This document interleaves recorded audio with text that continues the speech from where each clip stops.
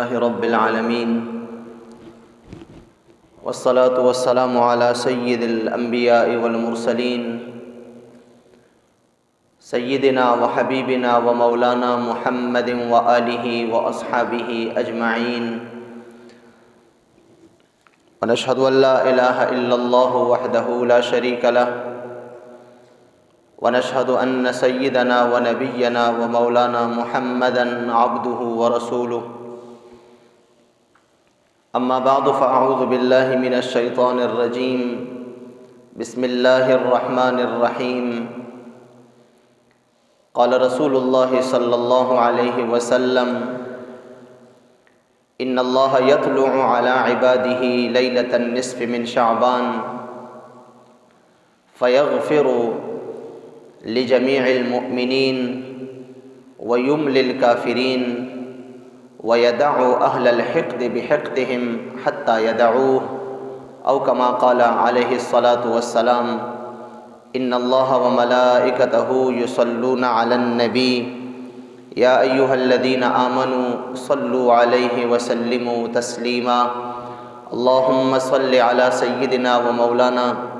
محمد وعلى آل سيدنا ومولانا محمد كما صليت على إبراهيم وعلى آل إبراهيم إنك حميد مجيد صلى الله تعالى على النبي الأمي وآله وصحبه وبارك وسلم صلاة وسلاما عليك يا سيدي يا رسول الله صلاة وسلاما عليك يا سيدي يا حبيب الله وعلى آلك وأصحابك يا سيدي يا نور الله۔ محترم حاضرین و سامعین کرام، شعبان المعظم کا مبارک اور رحمتوں سے بھرا مہینہ وہ ہم پہ طلوع ہو چکا ہے۔ اس مہینے کی نفلی عبادات کے متعلق اور حضور اکرم صلی اللہ علیہ وسلم کی سنت طیبہ جو اس مہینے میں منقول ہے، پچھلے جمعے تفصیل کے ساتھ عرض گزار کی تھی۔ اس مہینے کو جو خصوصیات حاصل ہیں اور اس مہینے کو جو اہمیت حاصل ہے،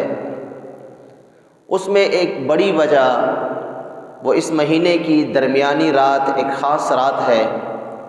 کہ جس کو شب برات کہا جاتا ہے، جس کو 15ویں شعبان کی رات کہا جاتا ہے۔ اس رات کی وجہ سے بھی اس مہینے کو بہت بڑی عظمت حاصل ہے۔ امام غزالی رحمۃ اللہ علیہ لکھتے ہیں کہ جس طرح ہم انسانوں کی سال میں 2 عیدیں ہوتی ہیں اور ہم انسانوں کی دونوں عیدیں دن میں ہوتی ہیں، اسی طرح فرشتوں کی بھی سال میں 2 عیدیں ہوتی ہیں، لیکن فرق یہ ہے کہ فرشتوں کی دونوں عیدیں وہ رات میں ہوتی ہیں۔ ان میں سے فرشتوں کی پہلی عید وہ لیلۃ القدر والی رات ہوتی ہے اور دوسری عید وہ شب برات ہوتی ہے۔ تو جس طرح ہم انسان سال میں 2 عیدیں مناتے ہیں اور ان دونوں عیدوں میں خاص عبادات بجا لاتے ہیں، اسی طرح اللہ تعالیٰ کے جتنے بھی فرشتے ہیں وہ ان 2 راتوں میں اپنی مخصوص عبادات بجا لاتے ہیں۔ اس وجہ سے بھی یہ رات بڑی مبارک رات ہے کہ آسمانوں میں یہ شب برات یہ فرشتوں کی عید کی ایک رات ہے، اور یہ رات اپنے اندر اتنی رحمتیں اور اتنی برکتیں سموئے ہوئے ہے کہ اس کی عظمت کے حوالے سے اور عظمت کے اعتبار سے اس رات کو کئی نام جو ہے وہ دیے گئے ہیں۔ سب سے مشہور نام جو اس رات کا ہے، جس کو شب برات کہا جاتا ہے، برات کہتے ہیں بیزاری کو، دور ہونے کو، اور اس رات کو شب برات اسی لیے کہا جاتا ہے کہ جو اس رات کا زندہ دار ہوتا ہے، اس رات کا شب بیدار ہوتا ہے، اس رات میں وہ اللہ تعالیٰ کی عبادت کرتا ہے، گناہوں سے اپنے آپ کو بچاتا ہے، سچے دل سے توبہ کرتا ہے، تو یہ رات اس کے گناہوں کی وجہ سے جو جہنم کا عذاب ہے اس سے دوری کا باعث بن جاتی ہے۔ جس طرح برات کا معنی جو ہے وہ بیزاری ہے، اسی طرح گویا کہ عذاب کے فرشتے اس شخص سے بیزار ہو جاتے ہیں کہ اب ہمارا کام ختم ہو گیا، اس شخص کو جہنم کی آگ میں نہیں ڈالا جائے گا۔ اور اسی لیے اس کو برات بھی کہتے ہیں، یعنی بیزاری والی رات۔ اور اس کی وجہ یہ ہے کہ جو شخص اس رات میں عبادت کرتا ہے اور اخلاص کے ساتھ کرتا ہے تو اس کا دل جو ہے اللہ کی رحمت کی وجہ سے گناہوں سے بیزار ہو جاتا ہے، گناہوں سے اس کا دل بھر جاتا ہے، اور آئندہ زندگی میں پھر اس کا دل جو ہے وہ گناہوں سے چونکہ بیزار رہتا ہے، گناہوں سے دور رہتا ہے، اس لیے اس رات کا ایک نام شب برات ہے۔ اسی طرح اس رات کا ایک نام لیلۃ الرحمت بھی ہے، جس طرح کہ لیلۃ البراءت ہے اسی طرح لیلۃ الرحمت یعنی رحمت والی شب رحمت بھی اس کو کہا جاتا ہے۔ اور اس کی وجہ یہ ہے کہ اس رات میں اللہ تبارک و تعالی اپنی رحمتوں کا نزول فرماتا ہے، اور اپنی رحمتوں کا نزول اتنا عام کر دیتا ہے کہ سوائے چند شخصوں کے جن میں چند بری صفات ہوتی ہیں ان کے علاوہ باقی تمام مخلوقات کی بخشش کر دی جاتی ہے، اور اللہ تعالیٰ کی رحمتوں کے امیدوار بنائے جاتے ہیں، اس لیے اس کو لیلۃ الرحمت بھی کہا جاتا ہے۔ اسی طرح اس رات کو لیلۃ المغفرت کا نام بھی دیا گیا ہے کہ یہ بخشش کی رات ہے، اور اس کی وجہ یہ ہے کہ اس رات کا عبادت کرنے والا وہ اللہ تعالیٰ کی مغفرت کا صحیح امیدوار بن جاتا ہے۔ اسی لیے حضور اکرم صلی اللہ علیہ وسلم نے ارشاد فرمایا، حضرت عائشہ صدیقہ رضی اللہ تعالیٰ عنہ فرماتی ہیں کہ ایک رات حضور اکرم صلی اللہ علیہ وسلم میرے پاس تھے، آدھی رات کے وقت میری آنکھ کھلی تو میں نے دیکھا کہ حضور بستر پہ موجود نہیں ہیں، تو میں آپ کو تلاش کرنے کے لیے نکلی، لیکن چونکہ اس رات ہمارے گھر میں روشنی کا کوئی انتظام نہیں تھا تو میں حضور اکرم صلی اللہ علیہ وسلم کو ڈھونڈتے ڈھونڈتے یہاں تک کہ مسجد نبوی شریف پہنچی۔ مسجد نبوی شریف میں نے تلاش کیا لیکن آپ مجھے نہ ملے، پھر میں باہر نکلی اور اتفاقاً میں جنت البقیع کی طرف اس راستے پہ چلنے لگی۔ جب میں جنت البقیع پہنچی جو کہ مسلمانوں کا قبرستان ہے تو میں نے وہاں پہ دیکھا کہ حضور اکرم صلی اللہ علیہ وسلم اپنے دونوں ہاتھوں کو اٹھائے ہوئے ہیں آسمان کی طرف، اور بہت ہی آہوزاری اور بڑی عاجزی اور انکساری کے ساتھ، گڑ گڑاہٹ کے ساتھ اب اللہ کے حضور میں دست بدعا ہیں، اب دعائیں فرما رہے ہیں۔ وہ جو دعاؤں کے پورے الفاظ ہیں وہ بھی احادیث طیبہ میں نقل کیے گئے ہیں۔ آپ فرماتی ہے کہ جب حضور نے اپنے قریب مجھے پایا تو میری طرف دیکھا اور مجھ سے پوچھا، اے عائشہ کیا تجھے پتہ ہے کہ آج کون سی رات ہے؟ میں نے کہا اللہ و رسولہ اعلم، اللہ اور اس کا رسول بہتر جانتے ہیں کہ آج کون سی رات ہے۔ تو حضور نے فرمایا، اے عائشہ آج شعبان کی 15ویں رات ہے، آج شب برات ہے، اور یہ وہ رات ہے کہ جس میں ان اللہ یطلع علی عبادہ لیلۃ النصف من شعبان، اللہ تعالیٰ اس رات آسمان دنیا کی طرف اپنے شان کے لائق نزول فرماتا ہے۔ اللہ تعالیٰ نزول اجلال فرماتا ہے اپنی شان کے مطابق، اپنی شان کے لائق آسمان دنیا کی طرف، اور پھر اللہ تعالیٰ فیغفر لجمیع المؤمنین، اللہ تمام ایمان والوں کو اس رات میں بخش دیتا ہے، اور حضور نے فرمایا وَيُمْلِ الْكَافِرِينَ، اور کافروں کو اللہ تعالیٰ مہلت دیتا ہے، وَيَدْعُ أَهْلَ الْحِقْدِ بِحِقْدِهِمْ، اور جن کے دلوں میں کینہ ہوتا ہے، وہ مسلمان جن کے دلوں میں مسلمانوں کے لیے بغض ہوتا ہے، کینہ ہوتا ہے، اپنے کسی بھائی کی عداوت اور نفرت ہوتی ہے، اللہ تعالیٰ اس کو اسی حالت میں چھوڑ دیتا ہے حتیٰ یدعوہ، جب تک کہ وہ اپنی اس عادت سے باز نہ آ جائے اور توبہ نہ کر لے۔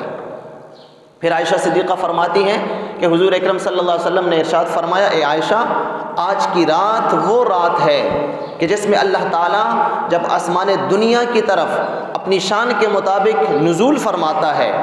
تو اللہ تعالیٰ بار بار یہی ندا فرماتا ہے،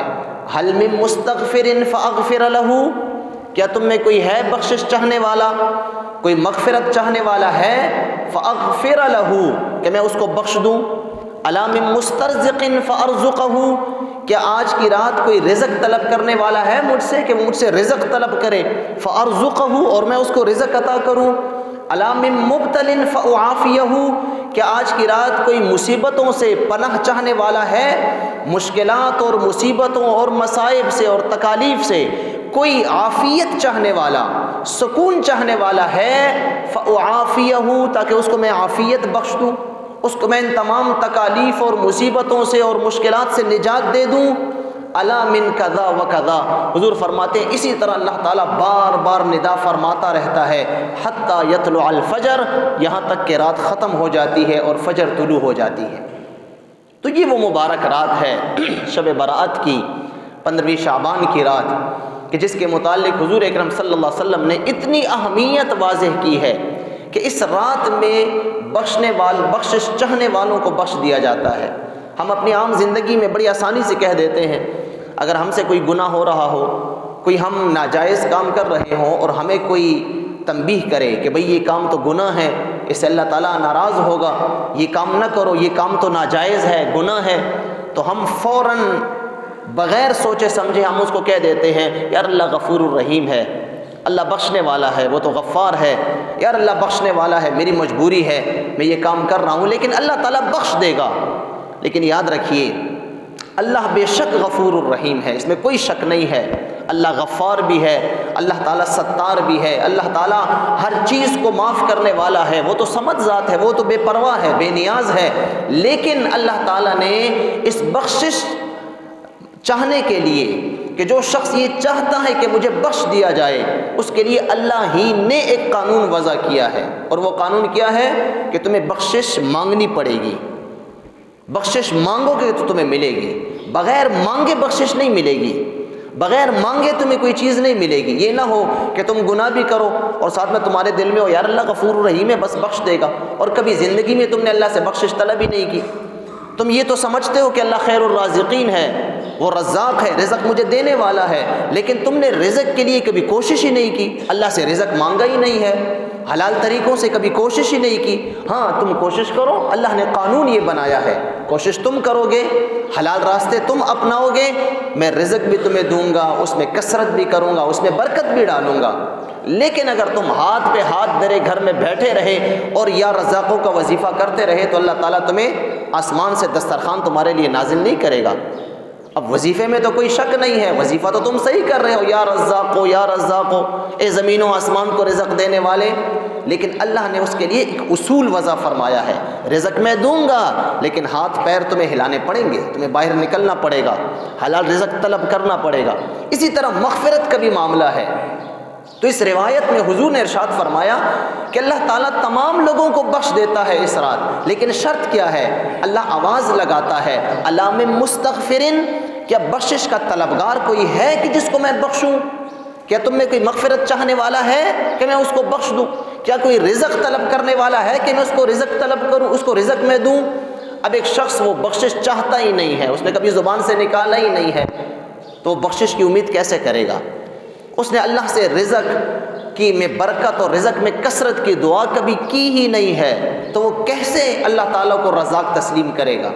تو یاد رکھیے اللہ ہی نے یہ اصول وضع فرمایا ہے۔ تو حضور فرماتے ہیں اس رات میں اللہ تعالیٰ یہ ندا فرماتا رہتا ہے، لیکن ساتھ میں حضور نے فرمایا اب مومنوں کو تو بخش دیا جاتا ہے، مغفرت چاہنے والوں کو مغفرت دے دی جاتی ہے، رزق چاہنے والوں کو رزق تو دیا جاتا ہے، لیکن حضور نے فرمایا وَيَدَعُ أَهْلَ الْحِقْدِ بِحِقْدِهِمْ، ہاں جن کے دل میں کینہ ہے، جن کی صفت کینہ ہے، جن کے دل میں اپنے مسلمان بھائیوں کے لیے نفرت ہے، عداوت ہے، انہوں نے تعلق ختم کیا ہوا ہے اپنی خونی رشتوں کے ساتھ، جن کے ساتھ تعلق رکھنا ایک مسلمان پہ فرض ہے، وہ خونی رشتے نبھانا، اور اس نے وہ رشتوں کو توڑ دیا ہے، اس نے رشتوں کو پائمال کر دیا ہے، تو حضور فرماتے ہیں کہ ان کو اللہ تعالیٰ پھر اس رات میں بھی بخشش نصیب نہیں کرتا، چاہیے اللہ سے بخشش طلب کریں بھی، پھر بھی اللہ سے اگر بخشش یہ طلب کریں گے بھی پھر بھی اللہ تعالیٰ ان کو نہیں بخشے گا۔ اہل الحقد، حقد کہتے ہیں دل میں کینہ رکھنے والے کو، تعلق ختم کرنے والے کو۔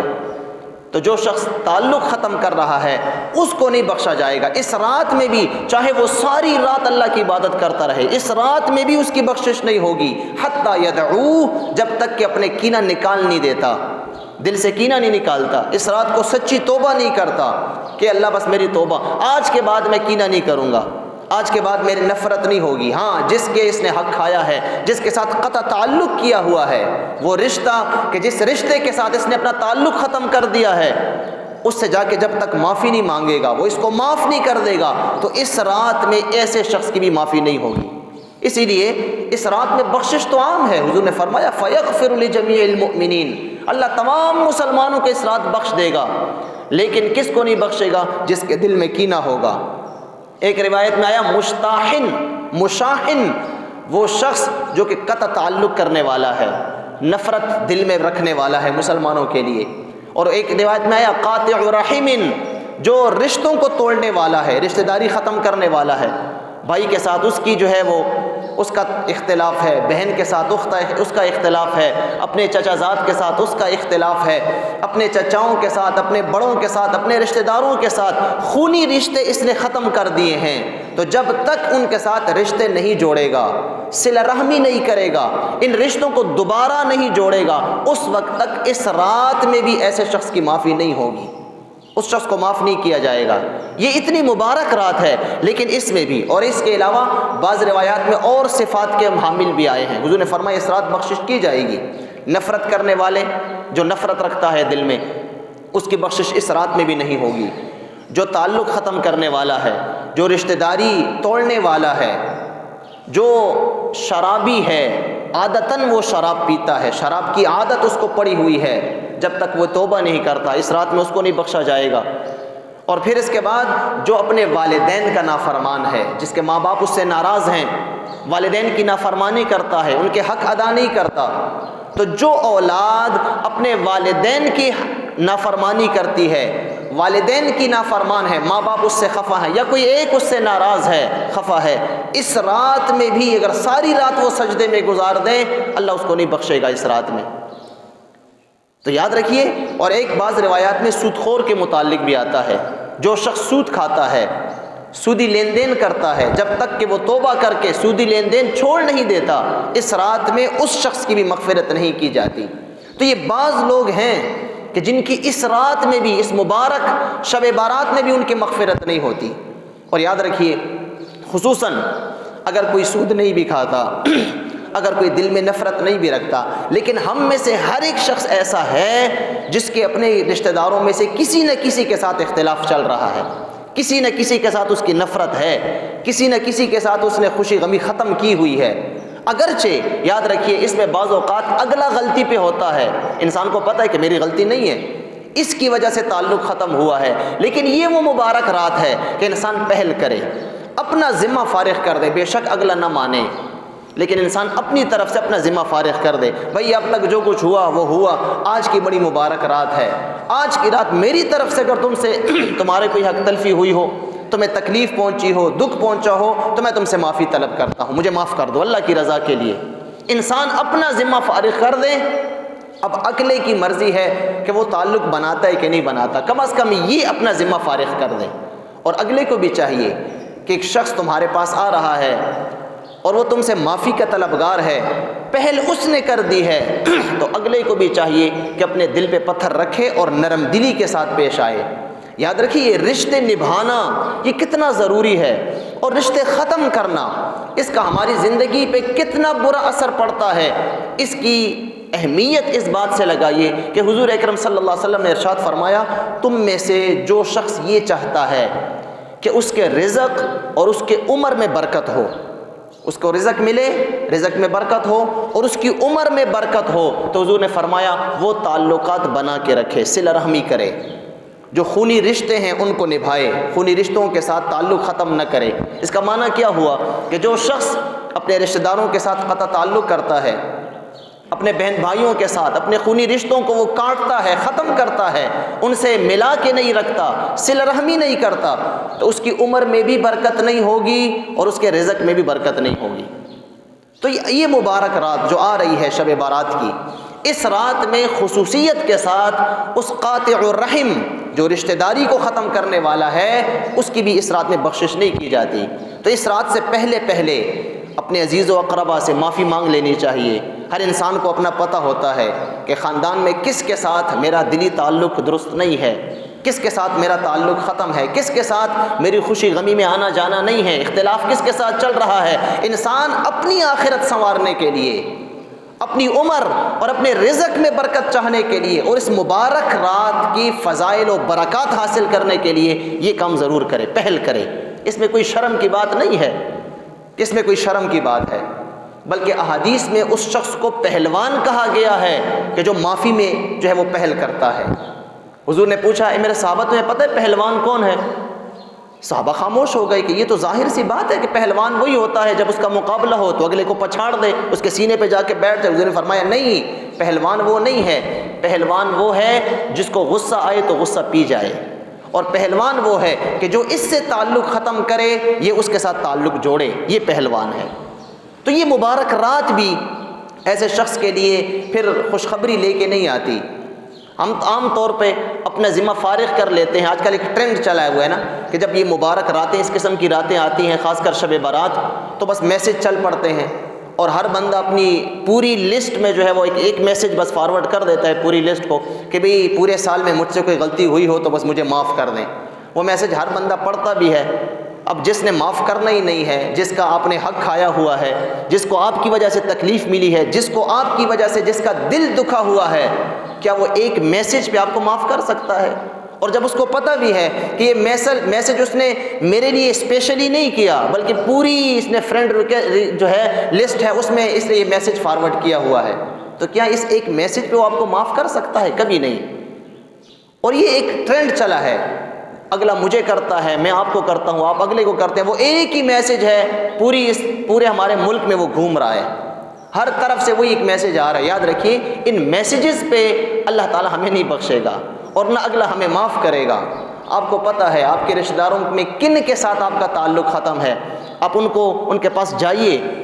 آپ ان کے پاس جائیے، ان کے گھر جائیے، تحفے تحائف لے کے جائیے، ان سے معافی مانگیے، ان سے تعلق ختم کرنے کے جو وبال ہے وہ ان کے سامنے بیان کیجیے،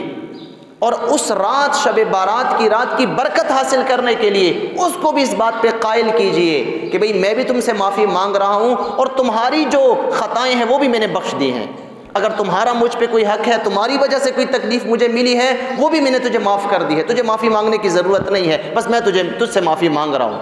اس کو شرمندہ بھی نہ کریں، اس کی عزت نفس کا بھی خیال کریں۔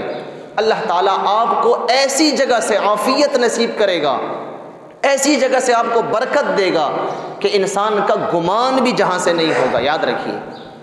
تو یاد رکھیے اس رات میں ہم اکثر اپنے بڑوں کو دیکھتے تھے، آج کل تو یہ چیز ختم ہو گئی ہے، ہمارے شہروں میں خاص کر ہم اپنے دیکھتے تھے کہ شب بارات ہوتی تھی تو گھروں میں رشتہ داروں کا آنا جانا شروع ہو جاتا تھا، خاص کر جس گھر میں بڑے ہوتے تھے، خاندان کے بڑے،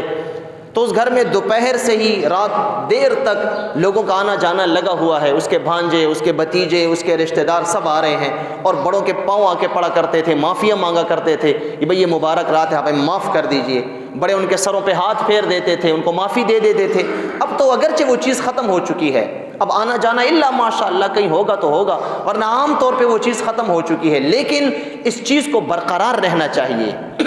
بڑوں کے پاس جانا چاہیے، اپنے بہن بھائیوں کے پاس جانا چاہیے، ان سے معافی طلب کرنی چاہیے اس رات میں خصوصیت کے ساتھ۔ تو یہ وہ مبارک رات ہے جو آ رہی ہے۔ یاد رکھیے اس رات میں عبادت کرنا، شب بارات میں عبادت کرنا، حضور نے ارشاد فرمایا، ابن ماجہ شریف کی حدیث ہے، حضور نے فرمایا اذا اتا لیلۃ النصف من شعبان، جب شعبان کی 15ویں رات آ جائے تو حضور نے فرمایا فقوموا لیلہا وصوموا یومہا، اس کی رات کو عبادت کرو، کھڑے ہو کے گزارو، وصوموا یومہا، اور اس کا دن روزے سے گزارو۔ تو تو اس دن میں 15 شعبان کا دن جو آتا ہے اس میں روزہ رکھنا یہ بھی مستحب ہے، اور رات کو اپنی استطاعت کے مطابق عبادت کرنا، ذکر اذکار کرنا، توبہ کرنا، صلاۃ تسبیح پڑھنا، دیگر نوافل پڑھنا، قرآن کی تلاوت کرنا، درود شریف پڑھنا، دیگر عبادات کرنا۔ یاد رکھیے صدقہ اور خیرات کرنا، بعض لوگ صدقہ اور خیرات کرتے ہیں، صدقہ اور خیرات کرنا، اپنے بڑوں کے لیے، اپنے مردوں کے لیے ان کی بخشش کی دعائیں کرنا۔ اور پھر اس رات میں قبرستان جانا بھی سنت سے ثابت ہے، قبرستان جانا، اپنے بڑوں کی قبروں پہ جانا، وہاں پہ ان کے لیے بھی بخشش طلب کرنا، اپنے لیے بھی بخشش طلب کرنا، یہ اس رات کی خصوصی عبادات اور معمولات میں شامل ہے۔ یاد رکھیے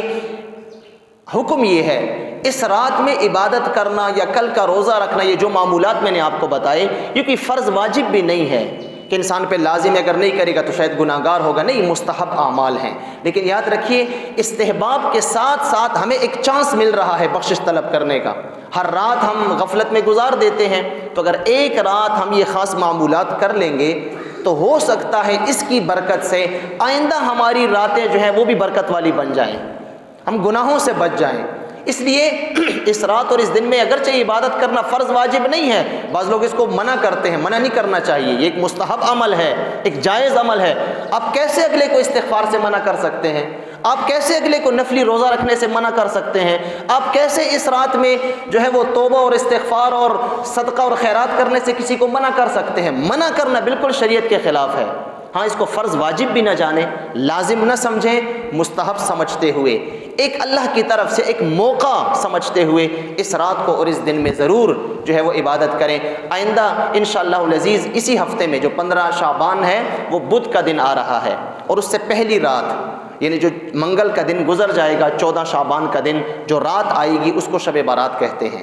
تو منگل کا دن گزار کے رات وہ شب بارات ہے، اور اگلا دن روزے کا جو ہے مستحب روزہ ہے وہ بدھ کا دن ہے۔ تو اس رات میں اور اس دن میں خصوصیت کے ساتھ اہتمام کریں۔ اللہ تعالی ہم سب کو عمل کرنے کی توفیق عطا فرمائے۔ اللہم ربنا تقبل منا انک انت السمیع العلیم وتب علینا یا مولانا انک انت التواب الرحیم۔